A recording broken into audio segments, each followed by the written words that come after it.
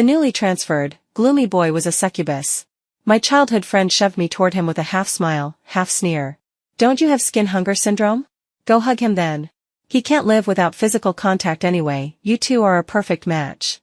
I stood frozen in the middle of the private room, utterly lost. The harsh, mocking laughter around me made me flee in embarrassment. Later, the boy found me hiding in the middle of an attack and coaxed me softly. Do you want to form a contract with me? I can help you. I do. Tears streamed down my face as I cautiously leaned into his arms.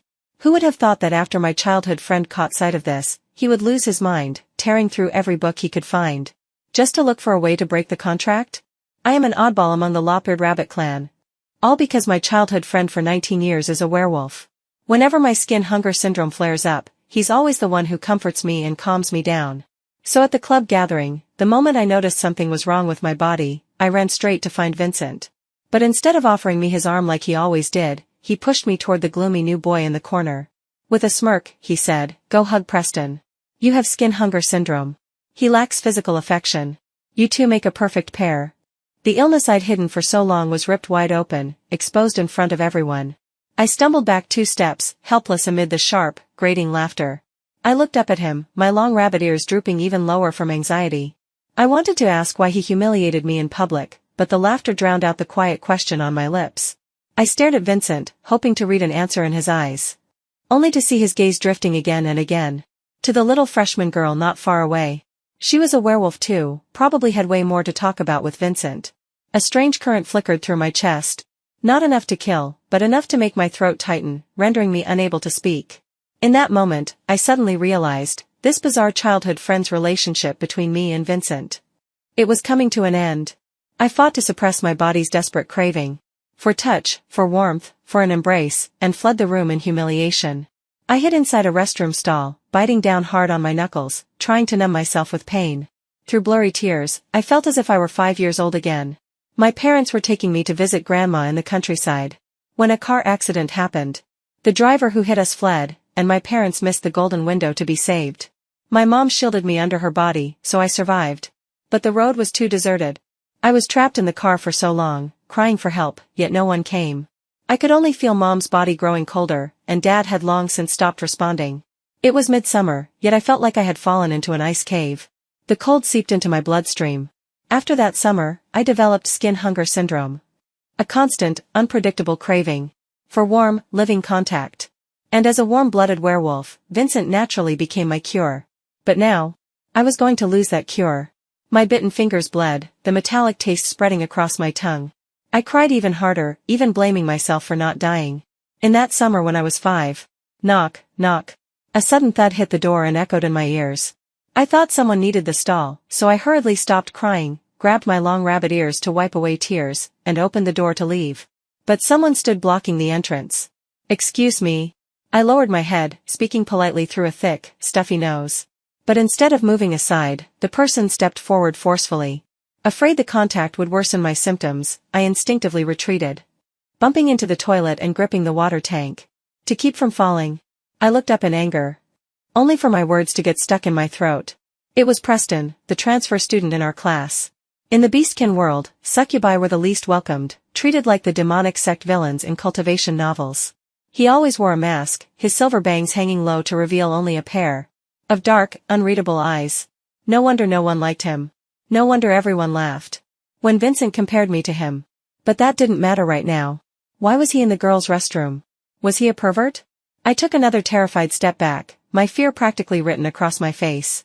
Preston noticed my thoughts. With a helpless raised eyebrow, he stepped aside, revealing the urinals behind him. My face heated instantly. I apologized repeatedly like a guilty crab, pressing my back against the wall, and trying to sidestep out. Just as my left foot crossed the doorway, he suddenly grabbed my wrist. I froze. Heat rushed through my veins the moment his warmth touched my skin. I clung desperately to the doorframe, fighting the instinct to leap into his arms. Elle let go of me. Already on the verge of breaking down again, I felt tears well up. Preston leaned closer, and I could only look up. Fixating on the black horns on his head, curving backward at a sharp angle, using them to distract myself. "Why are you running?" "I came specifically to find you," he said. I blinked, my voice cracking from discomfort. "Why, are you looking for me?" Preston lifted a hand and gently brushed away my tears, his voice soft and coaxing. I know you're suffering. Do you want to form a contract with me? I can help you. His touch burned like a brand. Not painful, but hot and overwhelming. I finally lost control under his gentle coaxing. Sniffling, I lowered my head, carefully leaning into his chest, greedily rubbing my cheek against the warm skin of his neck. My soft rabbit ears brushed against his jaw. He chuckled, tilting his head up, his chest vibrating with quiet laughter. I blushed. So, how do we sign the contract, Preston? He hesitated for a moment, then suddenly removed his mask, lifted my chin, and kissed me. I froze, eyes wide, staring at him in shock. Preston laughed again, placed a long-fingered hand over my eyes, and murmured, Don't look at me like that, little bunny. I'll get embarrassed. Darkness heightened every sensation. I could hear his breathing grow quicker, feel his kisses deepen. From gentle touches to hungry, mingling heat. I clutched at the front of his clothes, helpless. Strands of golden light unfurled from him, wrapping around me. Ding, contract complete. But Preston didn't let go. Not until Vincent appeared at the doorway, jaw clenched, voice trembling with rage. Emily. What are you doing? Vincent's angry shout made me shrink back instinctively. Without thinking, I burrowed deeper into Preston's arms. He seemed quite fond of this reaction, gently rubbing my drooping rabbit ears with fond indulgence.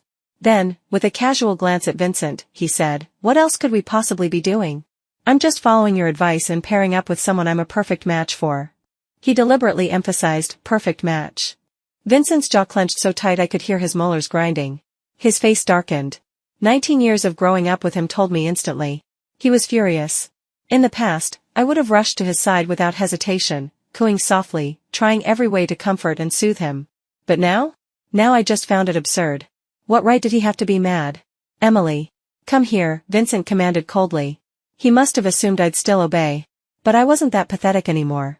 I met his gaze calmly, then rose on my toes and rubbed my cheek against Preston's jaw. Vincent froze. Then, with a frustrated growl, he punched the bathroom door, shattering it completely. His eyes gleamed with dangerous intensity. Emily. Come here. Don't make me say it a third time. A chill ran down my spine.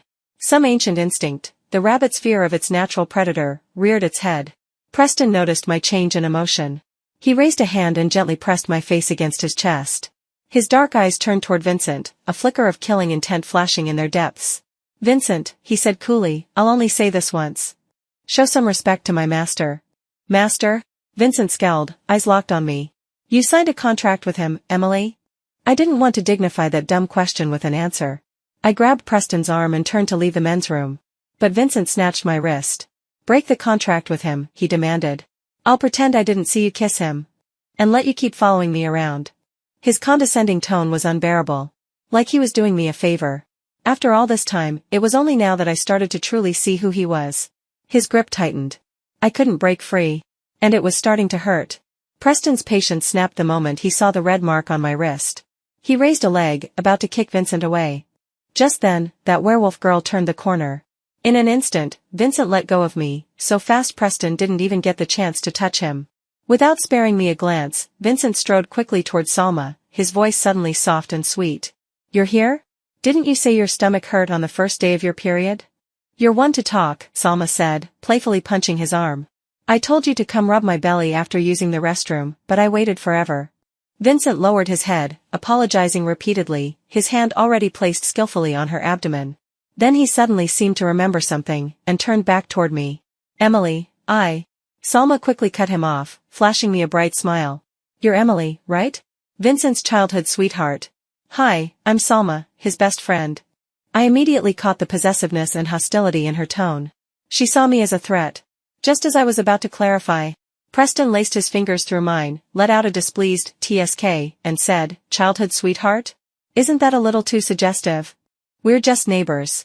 He leaned down and bumped his masked nose against mine. His eyes glinted with obvious jealousy. Am I right, master? Being called that so close to my face made me flush with embarrassment. My cheeks turned pink, and my voice went small. Yeah, right. Then shouldn't I get a reward? His beautiful, almond-shaped eyes shimmered with a soft, expectant light. It made my heart skip a beat. I reached up to ruffle his silver hair, it was soft, like petting a fluffy, spoiled dog. I couldn't stop myself from smiling. But he pouted. That's not the reward I wanted. Oh. He was asking for a kiss. Flirting like that in front of others was way too much for a shy bunny like me. In a panic, I grabbed his hand and dragged him away. This time, Vincent stayed where he was, next to his own kind, and didn't try to stop us. Preston, tall and lean, trailed behind me in slow strides, while my little legs rushed ahead. Then he turned back to Vincent, his voice cheerful and deliberately provoking. "Oh, I almost forgot to mention. Succubus contracts like ours are widely recognized by both humans and beastkin as one of the hardest to break." Vincent blinked, clearly shaken. Salma jabbed him in the ribs. "What's with that face? Didn't you always say you were sick of her? You finally got rid of that baggage. Come on, cheer up. We'll go drink tonight to celebrate." Vincent looked down. His voice was dry. "Right. But you can't drink. Rabbits have excellent hearing. I heard every word. Every single one." On the way back to school, the mood was heavy. I could feel Preston's eyes on me from time to time, watching me closely, worried about how I was feeling. So, as a small thank you, I broke the silence first. "Hey, why are contracts from your kind so hard to break?" He raised an eyebrow. When he saw I was genuinely curious, he smiled slyly. Then he bent slightly, lowering his head so that one ear tilted toward me. I didn't move my feet. Instead, I grabbed one of my long rabbit ears, lifted it, and placed the tip right against his lips. "Go ahead, I'm listening." Preston couldn't help but laugh. He suddenly pulled down his mask and bit the tip of my ear. It was like a human getting their earlobe nibbled. A shiver ran through my whole body, and even my voice trembled. "You, Preston. Let go of my ear." He obediently released it, clicking his tongue twice. "Ugh. Shedding already?" I puffed up in indignation. "No way. I eat healthy every day." I was still sputtering when Preston suddenly wrapped an arm around my waist, pulled me into his chest, and kissed me. I was caught off guard, clueless how to respond. Just when I started to catch on, he pulled back, tapped my lips playfully, and said with a teasing smile, "Feel that? That's your bunny fur on my tongue." I wiped my mouth quickly, flustered. My neck stiffened. "No. That's not true. You're just making stuff up. I'm not playing with you anymore." I turned and ran off. As a rabbit, I was quite confident in my speed. But 2 seconds later, Preston easily caught up, grabbing the collar of my hoodie like I weighed nothing. "Not bad. Your short legs are faster than I expected." I turned, angry, and tried to punch him. But my arms were too short, and I couldn't reach him. Frustrated, I hung my head. Seeing my sulky expression, Preston hoisted me right up beside him. "Try again. You can reach me now." I raised my head, only to be caught off guard by the look in his eyes. They were filled with such soft affection that I forgot what I was doing. My heart stuttered.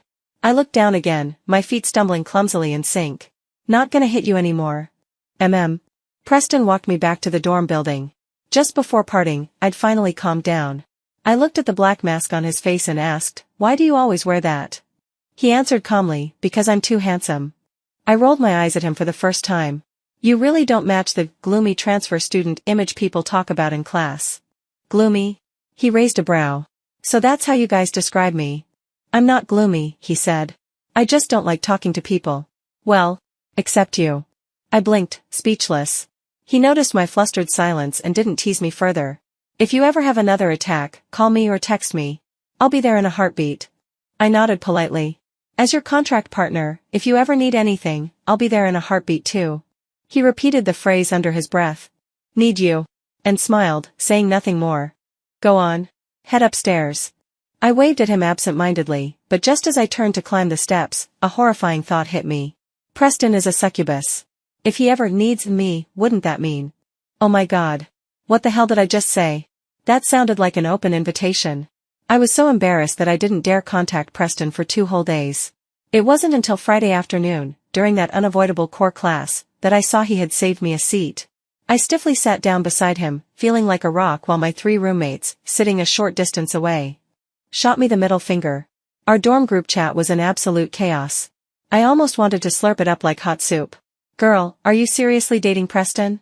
What does he even look like? Aren't succubi supposed to have tattoos? Emily, be honest, is he, amazing?" I instantly turned into a blushing bunny. Without hesitation, I slapped my phone face down on the desk, then covered my face with my ears, desperately trying to calm myself down. But I forgot to lock my screen. Preston, who had noticed my subtle movements, turned his head and saw every shiny little message, displayed in full glory on my phone. He raised his right fist to his lips, cleared his throat with a cough or two, and said in a low voice, "Your phone's still on." I froze. Who can please just cook me into spicy rabbit stew right now? How am I supposed to live after this? I hurriedly shut off the screen and stared at the floor, hoping I could find a crack to crawl into. Preston noticed my little flustered movements and turned his head. The entire chat log flashed clearly on my screen, right into his view. He clenched his right hand into a fist, resting it lightly against his lips, then cleared his throat with a couple of restrained coughs. You forgot to lock your screen, he reminded me, suppressing a laugh. I froze, speechless. Can someone please chop me up and turn me into spicy rabbit stew? Please, anything but this. I quietly turned off my phone, then stared at the floor, hoping I'd find a crack to crawl into. 10 minutes before class began, the door opened. Vincent walked in, scanning the classroom instinctively, looking for me. The moment he saw me sitting next to Preston, his expression turned cold. He walked straight over and tapped Preston's desk. Get up. Preston stared at him as if he were an idiot. He didn't say a word. Vincent's face darkened further. That's the seat Emily saved for me. Preston scoffed. Wow. Pretty big ego you've got there. Thinking she'd save you a seat. You. Vincent gritted his teeth in fury. Then he suddenly turned to me. Tell him to leave. I blinked at him. How could he be so righteous about something so absurd? So I asked, sincerely, says who? Everyone nearby perked up their ears. It sounded like a fight was about to break out. But Vincent just stared at me, his gaze lingering for a long moment. Then silently turned and took one of the few empty seats left in the classroom. That night, in a foul mood, Vincent went drinking with Salma and the others. Salma insisted on sitting on his lap. We're bros, he said.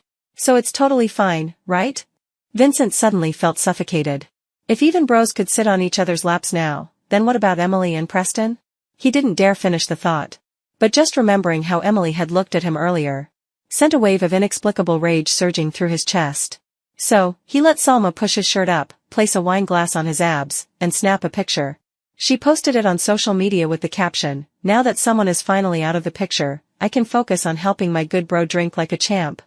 That someone, without a doubt, was referring to me. Meanwhile, I was sitting on a bench behind the school bamboo grove. Face flushed red, holding Preston's hand, trying to calm the urges brought on by my skin hunger. He suddenly asked, Does your heart hurt? I knew exactly what he was referring to. Strangely, though, I didn't feel as heartbroken as I thought I would.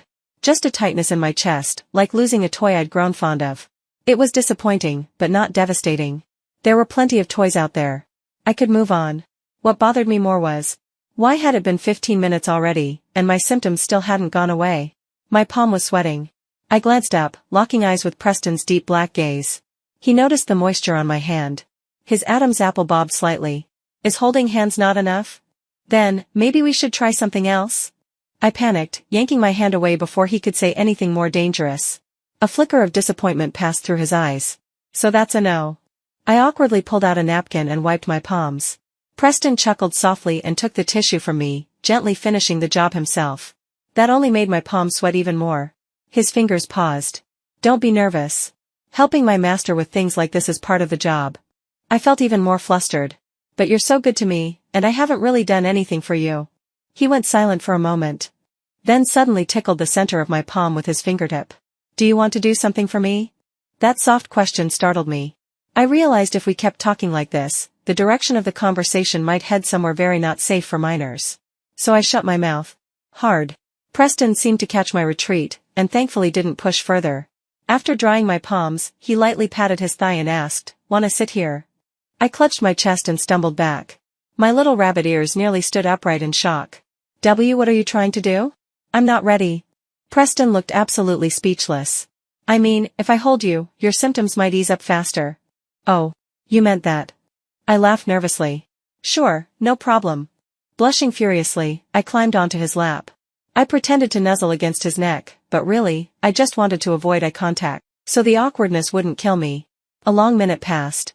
Just when I thought the whole ordeal was over, Preston suddenly asked, out here in this remote bamboo grove, what exactly did you think I meant?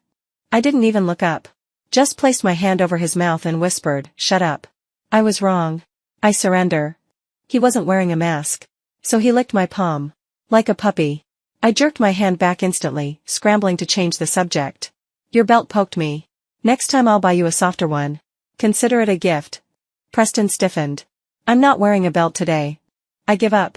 Someone sue this mouth of mine already. This contact lasted too long. Even after I'd washed up and curled up in bed, I could still smell Preston's laundry scent. When I pulled the blanket over my nose, it felt like the whole bed was filled with his scent. I stared up at the ceiling, dazed. But my hand moved on its own, pulling the blanket higher over my face. I only snapped out of it when I nearly smothered myself. I jumped up and went to shower again. When I returned, I saw someone unfamiliar sitting in my spot. It was Salma. He was casually twirling a strand of his hair around his fingers, gazing me up and down. Then he smiled, all fake sweetness. Vincent's birthday is coming up soon. You're close with him, right? Tell me what he likes. Oh, and not something you've already given him. I averted my gaze from the kiss mark on his neck and replied with a flat expression, no idea. Don't know him that well. You should ask him yourself. Salma dropped the nice guy act. His smile turned cold. He suddenly stood up, grabbed my chin, and said haughtily, better that you don't know. Let me give you some advice. Someone like you, bottom of the food chain, shouldn't even dream of things that don't belong to you. I frowned and turned my head away, not wanting to argue. But he kept going. Orphan. Freak skin disorder. You're a walking disaster. You and that creepy outcast are a perfect match. Remember. Next time you see me and Vincent, do yourself a favor and crawl back into the sewer. Smack. I slapped him hard across the face. Say what you want about me, but don't you dare talk about Preston. Because if it weren't for Preston, I might really have ended it in that bathroom stall that day. Salma froze. You hit me? Fury twisted his face. Coarse fur began to sprout from his skin. His back arched, tearing through his shirt. He was transforming. Right there. In the dorm. Completely ignoring school rules. I started shaking instinctively. But then, the door burst open with a bang. I turned to see my roommate, the little wolf girl, rushing in with her wet purple hair flying. She tackled Salma to the ground. Just as the two were about to fight, the dorm supervisor arrived and shouted at them to stop. Because Salma had shifted and injured me first, he was given a demerit and put on house arrest for 2 weeks. The wolf girl got off with a warning and a written apology. Sorry about that, she said casually, rubbing lotion on her arm. I'll treat you to lunch for a week. I waved her off quickly. No need. But, you do need to tell me the answer to that question. I asked in the dorm group chat, she interrupted with a smirk. Instantly, my brain flashed back to the most humiliating moment of my life. The one where Preston had seen my screen. I don't know, I muttered, cheeks burning. I've never tried. That's fine, she said, grinning wide. You can just tell me after you do. The next day, on my way to lunch, Vincent stopped me in my tracks. He opened with a cold interrogation, why did you deliberately provoke Salma? I was speechless. He insulted me first. Why can't I hit back? Vincent clicked his tongue in irritation. He was raised spoiled at home. He doesn't understand how the world works. So what if he said a few mean words? Just let it go. If you really need to hit someone, then hit me instead.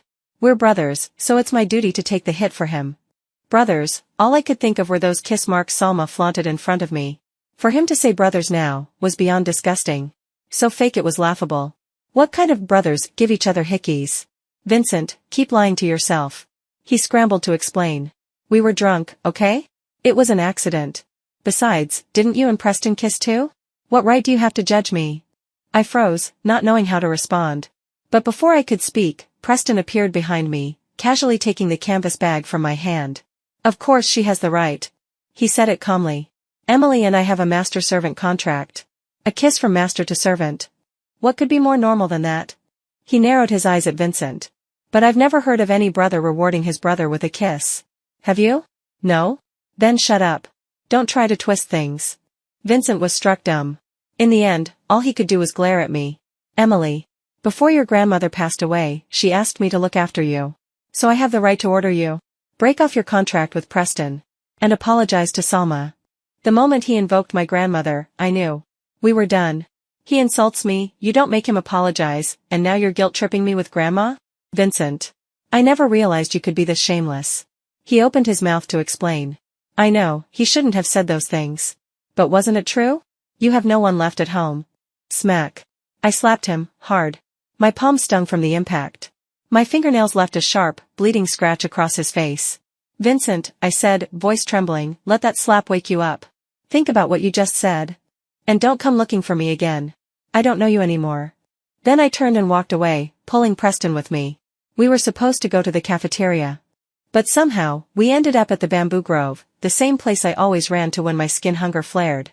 I said nothing. Preston, walking behind me, stepped forward. and wrapped his arms around me from behind. He let out a soft sigh and gently covered my eyes. Go ahead and cry. You'll feel better after. His voice had just fallen, when my silent tears turned to soft sniffles, then full-on sobs. He stayed with me, wordless, until I was too tired to cry anymore. Then he sat me on a bench, let me rest my head on his shoulder. I stared at the drifting leaves falling in slow spirals nearby. My heart began to quiet. Thank you, I whispered. Preston replied, helping my master with emotional burdens is part of my job. I chuckled softly. You call me master, so naturally. Have you formed contracts with a lot of people before? He fell silent for a moment. No. You're the first. My thoughts stuttered. It took me a long moment to find my voice. Then I guess I'm kind of lucky. He pinched one of my rabbit ears gently. His voice dropped, hoarse and low. No. I'm the lucky one. What's so lucky about that? I murmured. There are lots of lop-eared rabbits in the world. Most are shy and timid like me. Preston shook his head slowly, his tone soft but firm. You're different. I don't know about the others. I only know one thing. You're a brave, strong little bunny. His deep voice was low and soothing, like reading a bedtime story. I lifted my long ears toward his lips, pretending they were a reporter's microphone. Keep talking. I like hearing it. Preston chuckled again. But this time, he didn't bite my ear. He kissed it. And in that moment, a dozen butterflies erupted inside my chest, fluttering wildly without rhythm. After that, Preston and I were often seen walking around campus together. Honestly, I'd considered asking someone else for help. After all, everyone knew I had skin hunger syndrome now. But Preston wouldn't hear of it. If you do that, then what does our contract even mean anymore? Besides, you like warm people. They're definitely not as warm as me. I chewed on the soft candy he had casually popped into my mouth. Why are you like this? For once, the smooth-talking Preston had no reply. He turned his head away, the tips of his ears burning red. I just said you can't. That's it. He was pouting like a kid. But we're always together now. Won't it mess up your life? I lowered my head, thinking of what Salma had said. I'm afraid you'll start to see me as a burden. No way, Preston said immediately. He even gave examples.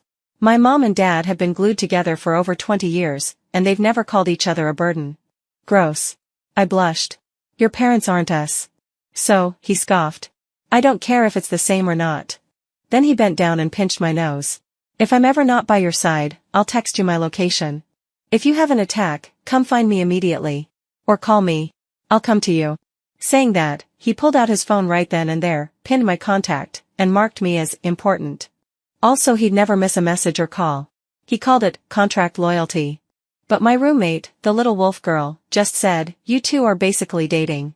And to that, I had no retort. I mean, Preston and I had kissed. More than once. And the more we touched, the longer it took for my symptoms to ease.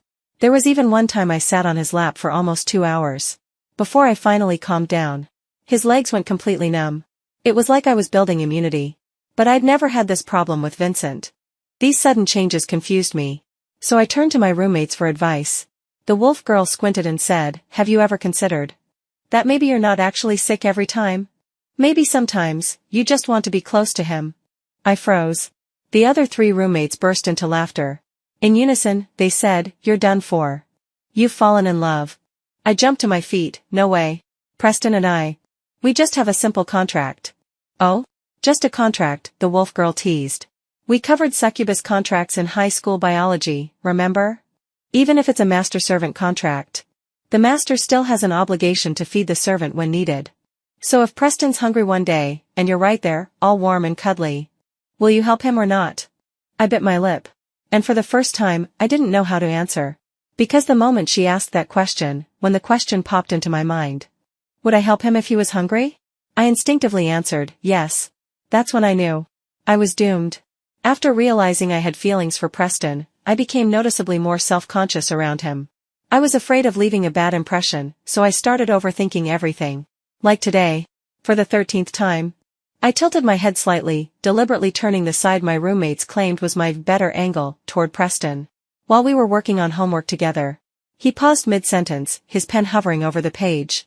You slept wrong last night? His tone was sincere and concerned. My well-rehearsed fake smile froze on my face. I couldn't tell if the cold I felt came from the snow outside or from within. I dropped all my little tricks. With a sigh, I muttered, Preston. I hate how dense you are. He blinked, clearly confused, but still obediently packed his things. and followed me out of the classroom building. Snowflakes fell like soft whispers, landing on his dark navy coat, and quickly melting into the fabric. Something stirred in my chest. I gave a light cough, then reached out to grab his hand. Fingers interlaced tightly with his. I'm not feeling great. Can we just hold hands? I adjusted my glasses, trying my best to suppress the rapid thumping in my chest. I wasn't sure if it was the lie or the hand-holding that made my heart race. Preston said nothing. Maybe he was used to my sudden relapses by now. Snowflakes kissed the back of my hand, cold and fleeting. A stark contrast to his steady warmth. Then, without a word, he slipped both of our hands into the pocket of his coat. I turned to look at him. He kept his gaze forward, as if nothing was out of the ordinary. I couldn't help but smile. While walking down a dim, lampless path, Preston suddenly spoke. His voice was low and magnetic in the dark. Emily, you know, every time you lie, you subconsciously push up your glasses. I froze. My hand, tucked away inside his pocket, twitched, trying to pull away. But he held on tighter. I didn't. I stammered.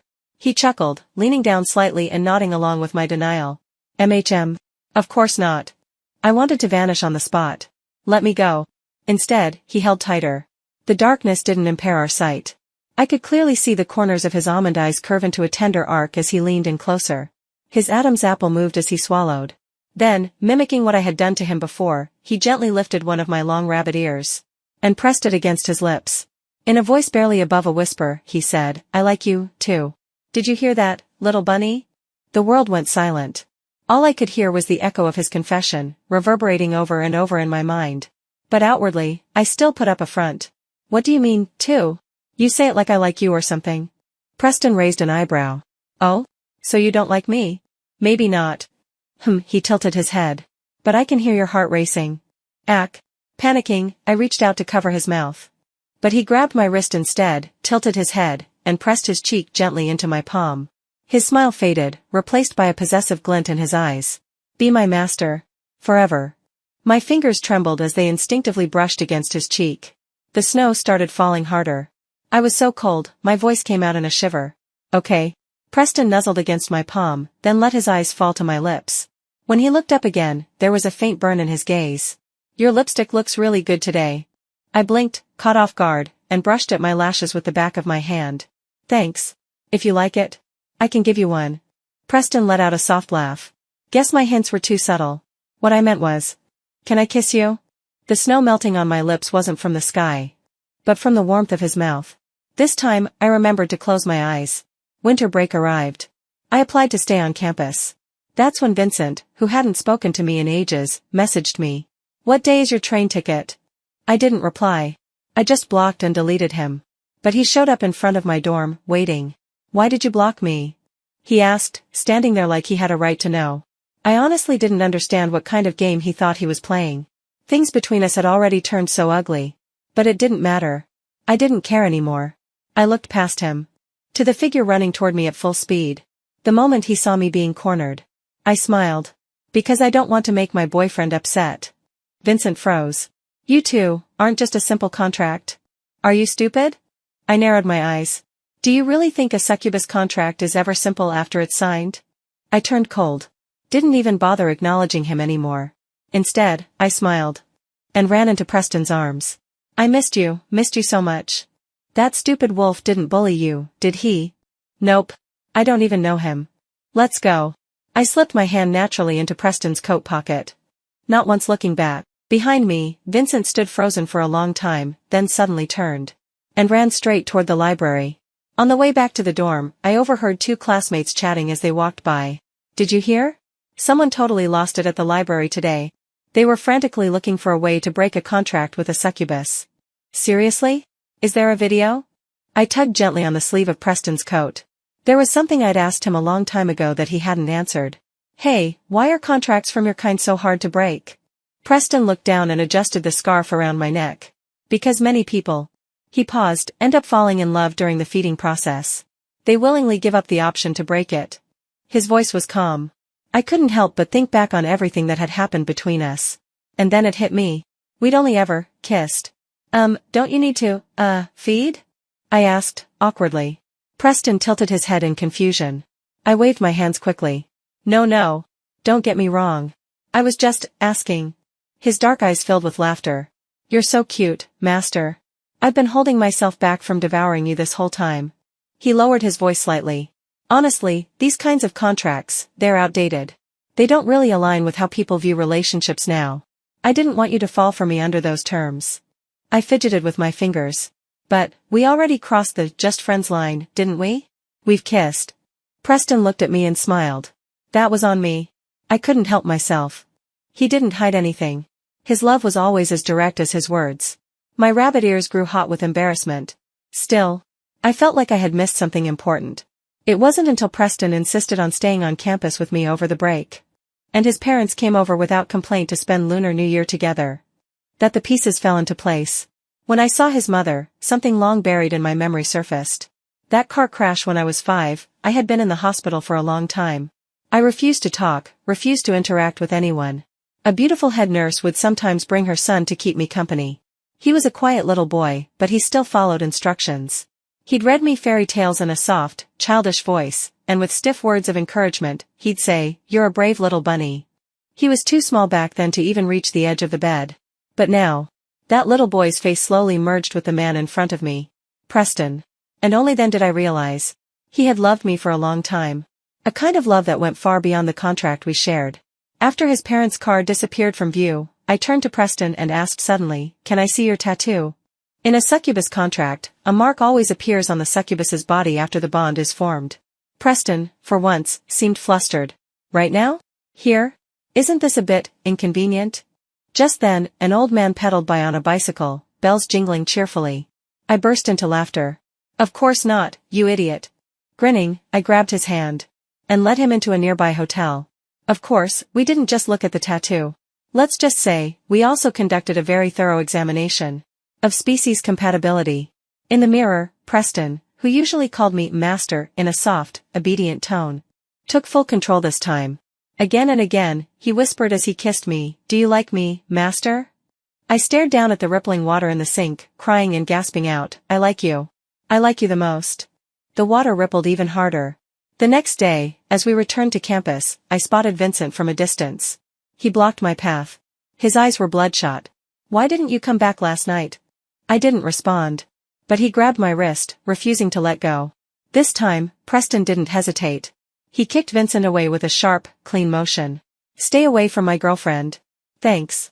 Vincent ignored him. He just kept staring at me. For the first time ever, he called me by my nickname.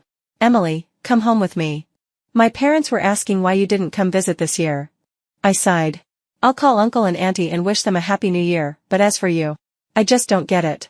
You said such awful things to me just to please another beastkin. Why are you still hanging on now? What do you take me for? And what about Salma? What do you take him for?" "I don't even like Salma," Vincent muttered. But from a woman's perspective, I honestly felt sorry for him. Vincent opened his mouth again, but had no real answer. Preston sneered. "Let me guess. He thought you'd never leave. So he pushed and hurt you all he wanted. Then the moment you really did leave, he panicked. Couldn't stand seeing you revolve around another man, so now he's trying to crawl back." Vincent, who always loved arguing with Preston, said nothing this time. His fists clenched and relaxed at his sides. Eventually, he lowered his head and whispered, "I'm sorry. I didn't accept it." With Preston steadying me, I turned and walked away. As we passed a nearby path, I saw Salma standing in the distance. We met eyes for a moment. Then I looked away, smiling as I asked Preston, "What should we eat for lunch?" Later, Salma sent me a message to apologize. Said he had misjudged everything. I didn't reply. I didn't want to forgive either of them. On graduation day, Vincent was clearly struggling. He held a bouquet of flowers as he approached me. "Can we take a photo together?" I ignored him, held Preston's hand tightly, and walked right past. "Hey, Wolfie," I called to my roommate. "Come take a picture with us." As the camera clicked, a lonely bouquet trembled gently in the breeze behind us. The little wolf girl leaned in sneakily and whispered, "So, how's Preston, really? You guys made it all the way to graduation. You holding up okay?" My face flushed scarlet in seconds. But I still mumbled 2 words. "Very good." Then, like I'd done something shameful, I looked around guiltily. And just like that, my eyes met Preston's. Standing just a few meters away. He smiled lazily, eyes lowered, and tapped away at his phone. A moment later, my phone buzzed. A message. "Little bunny, my hearing's really good too. I'm still not sure when everything changed, when the boy who used to avoid my gaze became the one I couldn't look away from. Maybe it started with that first accidental touch, or the way he whispered my name like a secret. All I know is, the moment he smiled at me like I was his whole world, I stopped wanting to be anyone else's.